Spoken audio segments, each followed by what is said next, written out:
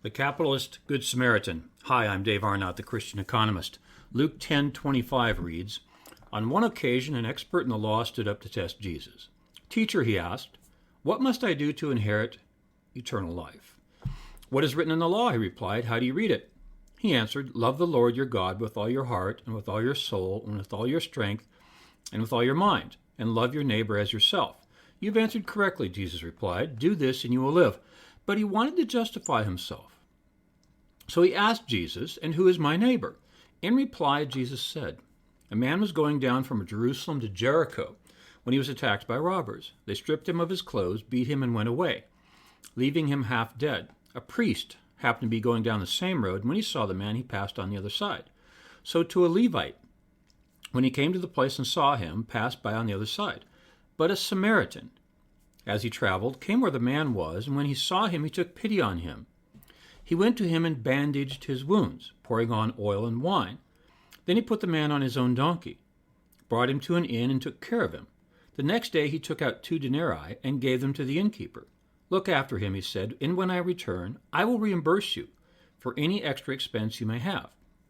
Which of these 3 do you think was a neighbor to the man who fell into the hands of the robbers? The expert in the law replied, the one who had mercy on him. Jesus told him, go and do likewise. You notice I've called this the capitalist Good Samaritan. When I teach it in the classroom, I embolden 7 words, which are the products that this Samaritan used to help the man. Number 1, bandages. 2, oil. 3, wine. 4, donkey. 5, he took him to an inn. 6, denarii. And 7 said, I will reimburse you.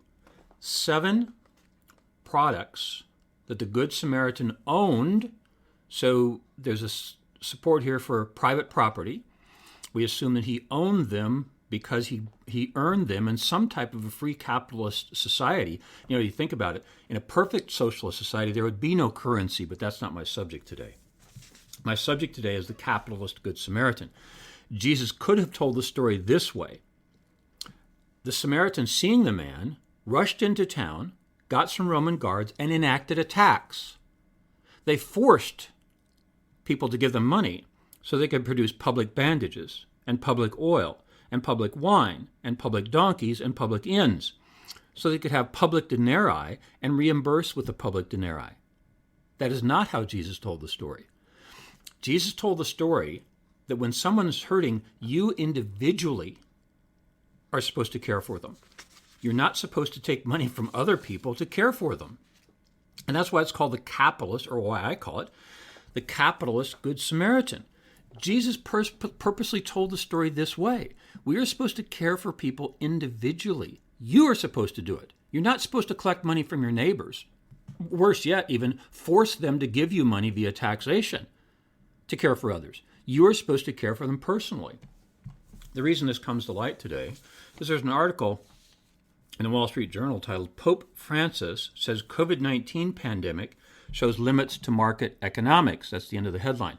Well, limits to economics, that's self-defining. Economics is a study of the production and distribution of scarce resources. All economies have limits. The question not should be, is there something wrong with the market economy? The question should be, which provides better for those around us, like the capitalist Good Samaritan did? Which system is better? The market system, which uses free market capitalism, or the socialist system, which forces people to give money? That's the question. Look, I could poke holes in the free market capitalist system all day, but realize every time you poke a hole, you're saying we should turn to socialism. See, this is what people outside of economics don't understand. Goods will get distributed. We only have a choice of how we distribute them. And every time you say we should move away from the market, it means we should move toward socialism. Look, life is difficult. We make difficult choices. And this is a difficult choice. So the headline really doesn't make sense. Pope Francis says COVID-19 pandemic shows limits to market economics. Of course there's limit to market economics. It's economics. But there's fewer limits in free market capitalism than there is in socialism. And this seems to be what the Pope is favoring. I have the greatest respect for the Catholic Church and popes. And all the popes I've read my entire life, I think they're all so knowledgeable, not only about religion and theology, but most of them about economics and sociology and technology. Pope Francis seems to not quite understand that when Jesus told the story of the Good Samaritan, he was telling the capitalist Good Samaritan story. Here's a quote from this article in the Wall Street Journal quoting Pope Francis. Quote, this is the Pope saying, quote, "If only we might keep in mind all those elderly persons who died for lack of respirators, partly as a result of the dismantling year after year of healthcare systems," end quote. Yeah, I did a little research and I couldn't find much about that, how many people died because of a lack of respirators. New York Times on March 18 said, "The reality is there is absolutely not enough," says Andris Weiland, the chief executive of Hamilton Medical in Switzerland, one of the world's largest manufacturers of ventilators. "We see that in Italy," says Weiland. "We saw it in China, we saw it in France and other countries," end quote. Okay, the 3 countries he quotes have socialized medicine. You would certainly expect that in socialized medicine you would have less supply than you would in a free market capitalist medical system. This just makes sense. I mean, there's no argument about this. And again, I don't want to get into the depths of did people die from a lack of respirators or how many, but there is a fact check I found online. This says there's little documentation of COVID-19 patients dying specifically because they couldn't access a ventilator. But let's try to rise above this and say, which provides for the poor better, a free market capitalist medical system or a socialist system? There is no question that there is a greater supply in a free market capitalist system. Okay, let me tell you a story of 2 friends. 2 friends of mine, about my age, both had knee problems. One of them was in the United States. He needed a knee surgery. He was diagnosed and had a surgery in the same week, within 5 days. A friend of mine in Eastern Europe, because I've been teaching there for many years, had the same problem. She was going to get her surgery free, but she waited 6 months, finally came back to the U.S. and paid for it. And here's the interesting thing. She didn't even realize what she was saying to me. During one of my visits, she said, "Well, I might get it done sooner because I have a friend who's a friend of the doctor." Hold it. Do you realize what she just said? She's almost directly quoting Gregory Mankiw from the economics book I use in the classroom. He says, when there's a shortage, goods will have to be rationed in some way, usually to friends and family first. Friends and family? That's what she just said. Is this what the Pope supports? That people get medical care based on their political standing, based on who their friends are? Or would he favor the system where a friend of mine had a surgery within 5 days of the diagnosis? See, which produces the greatest supply? So we can care for these people who are injured on the road, as took place in the Good Samaritan. Yeah. Here's back to Pope Francis' article. He offers the biblical figure of the Good Samaritan, who helped a needy stranger neglected by his own neighbors as his model for social action. Now is a quote from Pope Francis. Quote, "Each day we have to decide whether to be good Samaritans or indifferent bystanders," end quotes, writes Pope Francis. The focus here is on the word we. Pope Francis used the pronoun we. In the Good Samaritan story, it's the singular. The individual Good Samaritan cared. We as a group did not, because in a group, you have to force people to give you the money in socialism. Yeah, there's no biblical command to take. There is no biblical command to take. Government must take before it can give. There's all kinds of commands in Scripture to give. There's no command to take. Therefore, if you're seeking which is the best system, one in which we give or one in which we take, well, it would be the one in which we give, where individuals care, not the government cares. Socialized medicine causes shortages in theory and in practice. I mean, it's a chapter in the book I use. Right? We talk about price ceilings, and we say, well, if you put a price ceiling on something, as happens in Medicare and Medicaid in the United States, a shortage occurs. Well, of course it does. The question then is, how do you deal with that shortage? And it also takes place in practice. Canada and the UK have lists. You have to get in line. In the UK, of course, they call it a queue. You have to queue up to get your surgery. The idea that a friend of mine had a knee surgery within 5 days of the diagnosis, this never happens in socialized medical systems because there's a shortage. In those systems, which I talk about a lot in one of my other podcasts, by the way. It's about it. One of my podcasts says that the medical care should not be a moral right. And that's number 15. Healthcare is not a moral right. Sorry for struggling to find it there. And so it's not. Why? Because it creates a monopsony. Okay, you know what a monopoly is.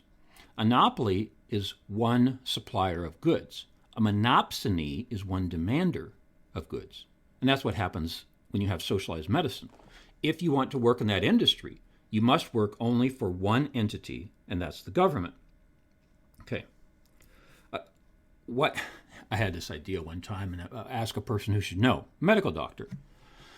I said, why don't we just make medical school free? Why don't we make med tech school free? Why don't we make nursing free? Why don't we just oversupply the market and thereby drive down the cost? Because this is how economists think, right? The greater supply, the cheaper the service should be. Why don't we just flood the market? And this doctor had a really interesting answer. He said, we don't have to give it free. We already get it free. We get medical education free? He said, think about it. Notice, and I want you guys too, notice the signs of doctors on your way to work today and this week. So many of the names are unpronounceable because they came from outside the U.S. to the U.S. Why? Why do we have such a great supply of doctors in the U.S.? Well, I just looked it up. Medscape 2019 report, doctors' income. In the United States, they make an average of $313,000 a year. The second, the UK at $138,000. Did you hear that? Doctors in the United States make an average of $313,000. In the UK, they make an average of $138,000.